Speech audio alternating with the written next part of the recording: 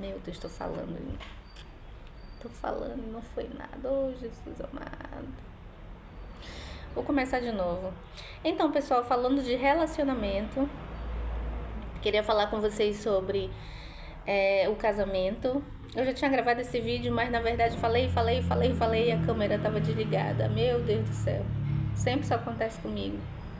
É como eu digo, cada vídeo é uma inspiração, né? Mas eu vou falar de novo. Quem sabe dessa vez sai até melhor, né?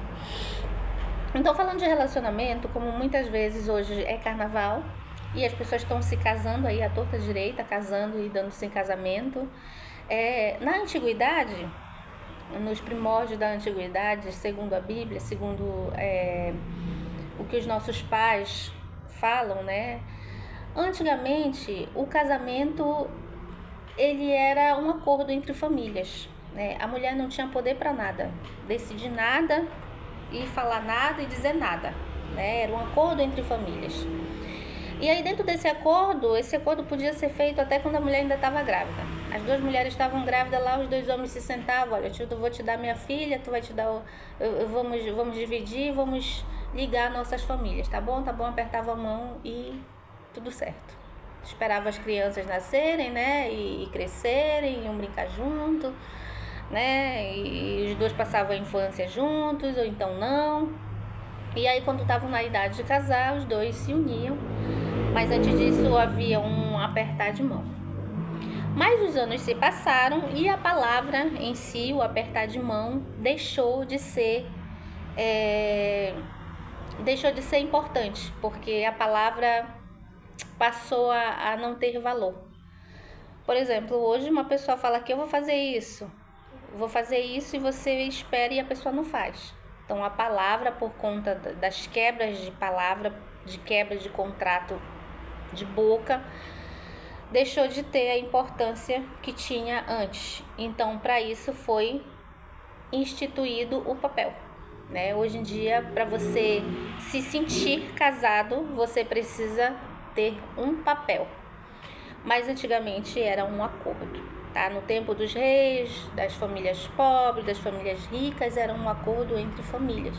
Não, a palavra do pai era o sacerdócio que envolvia na época. Não havia uma necessidade de um padre, de um pastor ou de um líder religioso qualquer. Então, o tempo foi passando e a palavra perdeu valor e o papel passou a ter a sua importância devida que nos dias de hoje. Porém, o tempo hoje, carnaval, né? Está passando o carnaval, mas a gente vê aí que o pessoal casou várias vezes, né? Teve gente que casou várias vezes. Mas por que você fala que casou? Tem gente que diz, casamento é coisa séria, mas o ato sexual é nada mais, nada menos que a consumação de um casamento, né? Antes era a palavra do acordo entre duas famílias e a questão do ato sexual era a confirmação desse acordo. No caso, ele foi, digamos, consumado. O acordo foi consumado. Então, o ato sexual é uma consumação de um acordo. Então, hoje, o mundo espiritual ele não muda, tá, amados? Porque você quer, porque eu quero. Existem as leis no mundo espiritual desde que o mundo é mundo. Eu não mudo e nem nunca vou mudar. Existem leis e pronto, e acabou. Então, o sexo entre duas pessoas é a consumação de um casamento. Porém, não tem papel, mas foi consumado. Então, assim, a gente fala, eu ouvi já várias pastoras, servos aí falando sobre as questões energéticas, espirituais, o que é, o que não é, tudo verdade.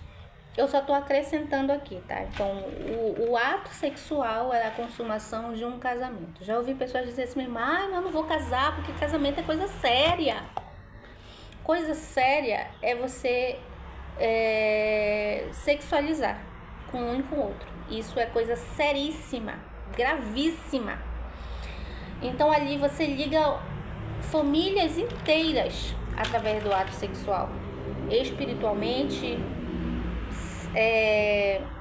no corpo, na alma, no espírito, você ligou. Então, para você fazer um desligamento, meu irmão, é a questão que a palavra diz, né? Até que a morte os separe. Então, agora, para se fazer um tratamento de desligamento das pessoas a qual você se envolve, é algo espiritual. É algo que não é com uma oraçãozinha. Você tem que jejuar, você tem que clamar. E através daquele ato sexual que você fez com uma pessoa que você viu que é tão bonita, porque os homens eles se apaixonam pela beleza, né? Mas existem pessoas que vêm de bruxaria, feitiçaria, de ocultismo, de grandes cargas de maldição hereditária, de carga de maldição lançada, proferida, de macumba, de feitiçaria, de elos assim infinitamente familiar. E quando você casa com uma pessoa aqui, você contrai toda uma geração inteira de histórias sobre a tua vida. Você ligou espiritualmente uma história familiar inteira, tipo uma geração inteira, tá? Então, assim, se você ler a palavra, você vai entender do que eu tô falando, tá? Então, partindo desse ponto, tá? Eu quero falar com você também sobre aquelas pessoas que têm pagado preço por outras pessoas. Por exemplo, já vi muitas mulheres evangélicas, né? Evangélicas, mulher de Deus, mulher do fogo, da brasa, do reteté, pagando preço por bandidos, por pessoas mau caráter, por pessoas viciadas em drogas, em prostituição e tudo mais. E essas pessoas, elas sabem o poder que uma mulher de Deus ela tem diante do mundo espiritual. E se prevalece, né? Porque a mulher quer andar certinho, quer casar, e aquele homem se chega a ela, mas ele é um homem imundo, porque ele está cheio de castas demoníacas dele, de famílias, de mulheres que ele se juntou, e traz para aquela mulher que praticamente é uma mulher que se limpou, que tenta se limpar todo dia e traz essa imundície para a vida daquela mulher ali. E aquela mulher, por não saber um monte de questões aí, ela tem pago um preço que talvez não seria dela para pagar. O que acontece muitas vezes nessa situação é que as mulheres elas dizem assim: Deus colocou ele no meu caminho para me cuidar dele, para me tratar dele, para me ser bênção na vida dele. Eu quero te dizer que o homem, naturalmente, ele é um sacerdote. Mesmo que ele seja um bandido, um assaltante, um traficante, um latrocida, um homicida, ele continua sendo um sacerdote. Ele tem o poder de abençoar através da palavra dele e o poder de amaldiçoar. Quantos homens que têm uma vida promíscua, macabra, que você mulher se juntou e ele lançou palavras de maldição sobre a tua vida e você não quebrou, mas quebre.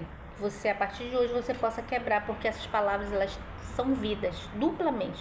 Primeiro porque ele tinha um elo energético contigo e depois porque ele era um sacerdote. Então essa é uma palavra duplamente forte. Então assim, muitas mulheres elas têm se enganado nesse processo aí, achando que Deus mandou. A Bíblia diz que Deus ele não coloca sobre ti um jugo maior do que tu possa suportar. E a Bíblia diz que o homem e a mulher eles são uma só carne. A mulher não tem que carregar um jugo sozinho. Ela não tem que carregar o jugo de um homem. E o homem não tem que carregar o jugo sozinho de uma mulher. Claro que o homem, na verdade, ele é para dar o sustento, ele é para a proteção da mulher. Então, ele tem essa autoridade de fazer com que uma mulher oprimida seja liberta com mais facilidade do que um homem oprimido. Então, a mulher é uma sacerdotisa secundária. O homem, ele é um sacerdote nato.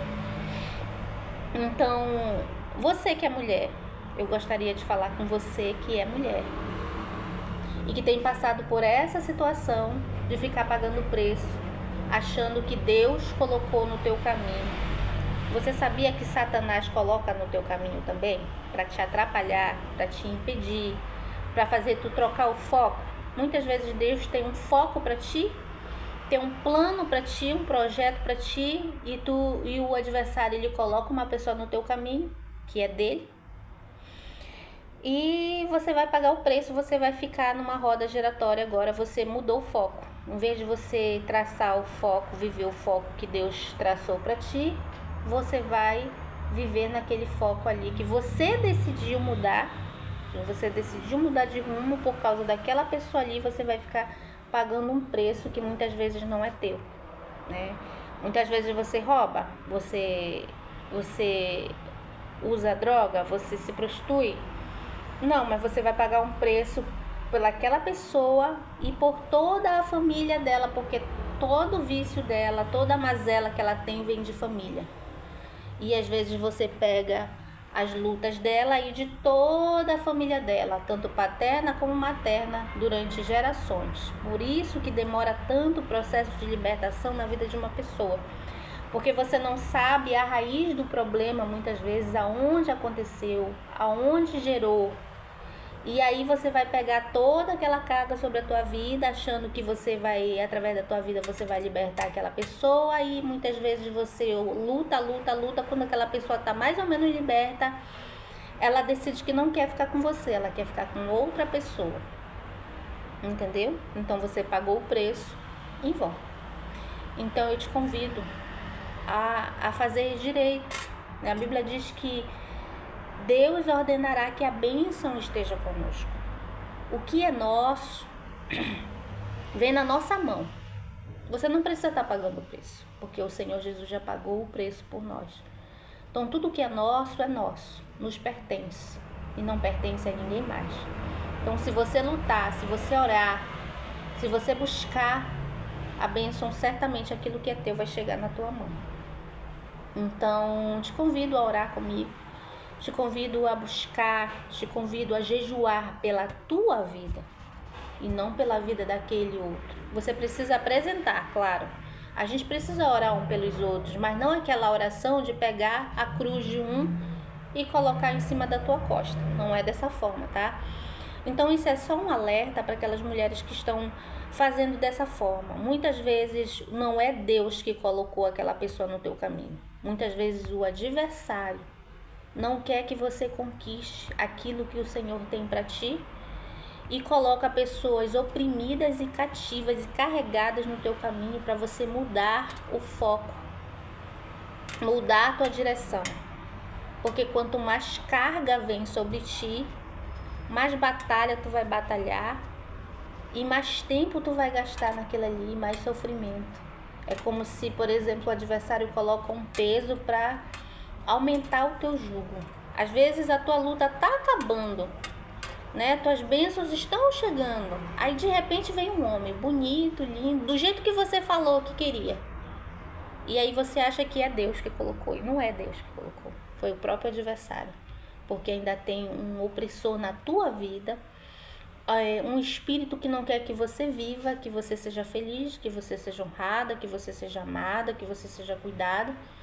E aquele espírito ali vai fazer alguém chegar no teu caminho para te tirar do foco, para te não conquistar aquilo que está bem na tua frente. Então isso é muito sério, tá? Isso é muito grave. Se alerte, mulher, mulher de Deus, homem de Deus. Tu que está ouvindo essa mensagem, é para ti, é para você. Você só precisa lutar por você. Porque a bênção, a salvação, ela é individual. Tá? Eu não posso salvar o meu marido e o meu marido não pode me salvar. Agora, se você é casado com uma pessoa, você tem autoridade sobre a vida dela para declarar e para decretar. Uma coisa é você lutar por quem não é teu esposo. Uma coisa é você lutar por quem é teu esposo, tua esposa. Ouvi um relato uma vez sobre um homem que ele disse que ele era um homem de Deus, um pastor. Ele estava pregando no altar de uma congregação e veio uma mulher muito bonita e se sentou na frente. Aquela mulher, claro, que veio com o espírito de pombagira na frente, na costa dela, recheada, né? Ela veio enviada. E ela sentou na frente da igreja, ali na frente dos primeiros bancos, segundo o relato, e simplesmente cruzou as pernas na frente daquele pastor. E ele ficou muito mexido com aquela mulher. Desesperadamente ele ficou, como é que se diz? Ele ficou desejando ter aquela mulher. Então ele chegou na casa dele, contou para a esposa dele e disse: eu quero que você ore por mim, porque eu fui setado. E aquela mulher imediatamente ela orou, declarou, e aquilo que aquele homem estava sentindo pelaquela outra mulher foi desfeito, foi quebrado. Você está entendendo? Então, muitas vezes o adversário, ele usa dentro do lar, ele tem todas as estratégias. Gente, Satanás, ele é muito mais antigo que nós. O adversário, ele era um anjo da guarda do Senhor dos céus. Ele estava na constituição do mundo. Então, as pessoas acham que o demônio, que espíritos, que entidades atuam só no meio das pessoas que são pequenininhas. Não, eles estão no meio dos grandes, dos magnatas, dos petroleiros, dos grandes industriais, das indústrias, dos comércios, da política, onde tem muito poder. Então, assim, tá no meio dos pastores também, dos grandes pastores, de homens renomados, tá também. Então, assim, muitas vezes você acha que o adversário, ele só usa o ímpio, mas não, usa os cristãos, os grandões de dentro da congregação. Mas por que muitas vezes o lar, ele está sendo destruído? Os lares estão sendo destruídos, lares de cristãos, lares de pessoas que não são cristãos. Por quê? Porque uma das coisas que o adversário tem conseguido colocar no meio das famílias é os desacordos. São, digamos assim, o homem, ele é um sacerdote por natureza. Ele é um sacerdote, ele foi constituído e legalizado por Deus para governar o jardim do Éden.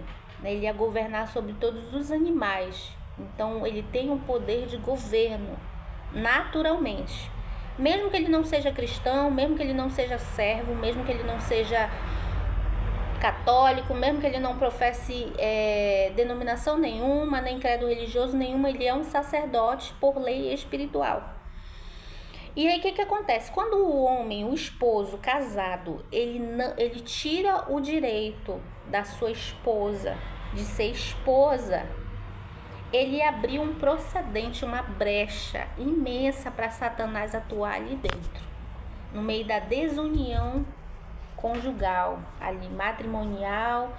Ele coloca ali uma desorganização, uma desordem. O homem, ele tira o domínio da sua esposa e dá muitas vezes a pessoas que estão lá na rua. E isso faz com que a mulher fique sem autoridade espiritual, porque o homem tem o poder de tirar. E isso é o motivo pelo qual está acontecendo muitos divórcios e quebra de alianças e de contratos conjugais e familiares por conta disso, porque o homem em si, ele é um sacerdote. O adversário, ele tem encontrado assim um campo fértil no homem, mais do que na mulher. Porque a mulher quer casar, a mulher quer família, quer ter um relacionamento. E muitas vezes o homem tira o direito da sua esposa para dar direito ao inimigo, ao inferno, a Satanás. Entenderam? Então existem muitas leis espirituais aí que regem casamentos e união e unidade e família, pela qual o adversário, ele tem entrado nas famílias, tá? E isso aí é uma coisa muito séria, muito grave, porque a família, ela é a base de tudo. Ela é a base do mundo, ela é a base do reino, ela é a base. Então a Bíblia diz que a desunião, ela faz com que o reino ele caia por terra, né? A Bíblia diz que um reino dividido, ele não subsiste, ele terá fim. Ora, a tua casa é um reino, né? A tua vida conjugal é um reino, tua família é um reino, teus filhos são um reino, então um reino dividido. Quando há desunião dentro do lar, há uma divisória, o adversário ele não pode, ele tem ali livre acesso para agir e para fazer o que ele quer, tá?